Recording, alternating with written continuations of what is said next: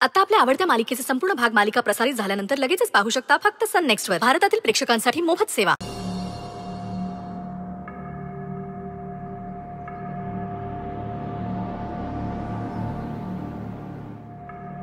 वेद बाबा, हे जे काय घडलं ना ते मला अजिबात आवडलेलं नाहीये.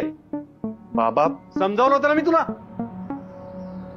तरुण मुलगा आहे, त्याच्याशी मित्रासारखं वागावं म्हणून प्रेमानं सांगितलं होतं जाऊ दे की बाबा रे, कशा गावड्याच्या पोरीच्या नादाला लागू नकोस, मला चालणार नाही ते. तरी सुद्धा हे केलंस तू. बघितलंस ऋषी, काय काय उपद्व्याप करून ठेवले थी ना. आता हे सगळं या खोतांकडनं ऐकून घ्यायचं. दादा दादा दादा आपण घरी जाऊन बोलू ना. घरी जाऊन का लपून बसू मी? अरे बाबाराव खोत कोणाच्या बापाला घाबरत नाही.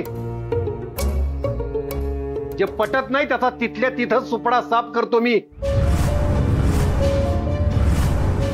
एक घाव दोन तुकडे.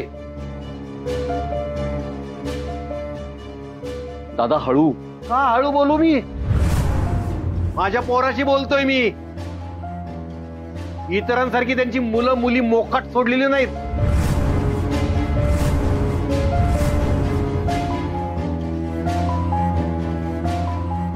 उधळलेल्या घोड्याला कसा लगाम घालायचा ते बरोबर कळतं मला. अरे वेद, किती वेळा सांगितलं होतं तुला चिखलात पाय घालू नकोस. ते गावडे कुटुंब बदनाम आहे. गावात कवडीची पत नाही त्यांची, कुणी किंमत देत नाही.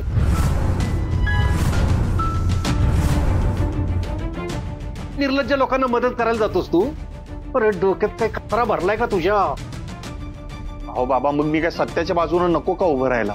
सत्याच्या बाजूने उभं राहायला निघालाय? काय मसीहा समजतोस का स्वतःला? का रॉबिन हुड आहेस? अरे मदत करायची तर गोरगरिबांना कर ना. लोकांना लोबाडून पैसा हडप करणाऱ्या स्मगलरच्या कुटुंबाचा का पुळका आलाय तुला?